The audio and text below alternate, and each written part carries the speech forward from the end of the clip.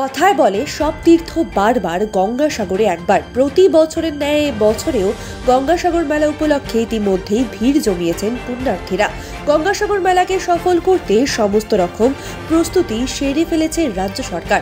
নির্বিঘ্নে গঙ্গাসাগর পণ্য মেলা সম্পন্ন করার লক্ষ্যে ইতিমধ্যেই বাবুঘাট, আউটরাম ঘাট থেকে শুরু করে শহর কলকাতার বেশ কিছু জায়গায় বিভিন্ন পরিষেবা ব্যবস্থা ইতিমধ্যেই চালু করে ফেলা হয়েছে।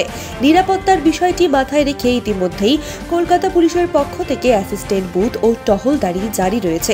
স্বাস্থ্য দপ্তরের পক্ষ থেকে স্বাস্থ্যকর্মী ও ডাক্তারবাবুদের নিয়েও মেডিকেল চেকআপের ব্যবস্থা রাখা হয়েছে গঙ্গাসাগর মেলা উপলক্ষে। যে কোনো ধরনের পরিস্থিতির মোকাবিলার জন্য মোতায়েন করা হয়েছে বিপর্যয় মোকাবিলার টিমকে।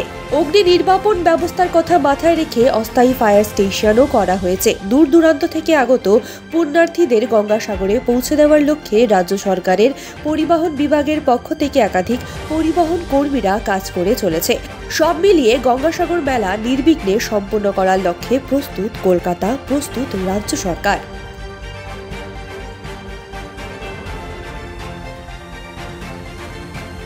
জবের থেকে তৈরি, এই পাগলের হাতে আগে আমরা মুষ্টিকর কয়েকটা সাধু মিলে এখানে এসে মেলায় বসতাম। আস্তে আস্তে আস্তে আস্তে দেখা গেল ভক্তের সমাবেশ হতে হতে ভিড় বাড়তে লাগলো, সাধু আসতে লাগলো, ভিড় বাড়তে লাগলো, সাধু আসতে লাগলো। একদিন মমতা বন্দ্যোপাধ্যায় কানে যায়, একটা সাধু মেলা হচ্ছে। একদিন মমতা এখানে পরিক্রমা করতে আসে, সাধুদের দর্শন করতে আসে। মমতা সাধু হয়ে যায়, তারপরে সাধুদের জন্য থাকার জন্য বাসস্থান করে দেয়, সাধুদের জন্য টয়লেট করে দেয়, সাধুদের বাসস্থানে লাইট লাগিয়ে দেয়, সাধুদের বাসস্থানে কাপড় লাগিয়ে দেয়, সাধুদের জন্য প্রশাসনের বন্দোবস্ত করে দেয়, সাধুদের জন্য মেডিকেল টিম এখান থেকে 50। তোমরা যত বড় হবা ততই তো সাধুর গৌরব। সাধনা কি? আজকে কপিলমুনি সাধনা করে সিদ্ধি লাভ করেছে।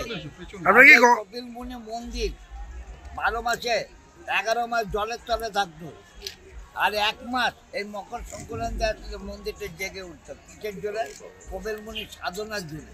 আজকে সাধনায় সিদ্ধি লাভ করেছে, তার জন্য সাধুরা আছে এখানে সাধনা করতে। আজকে সাধু কোথায়?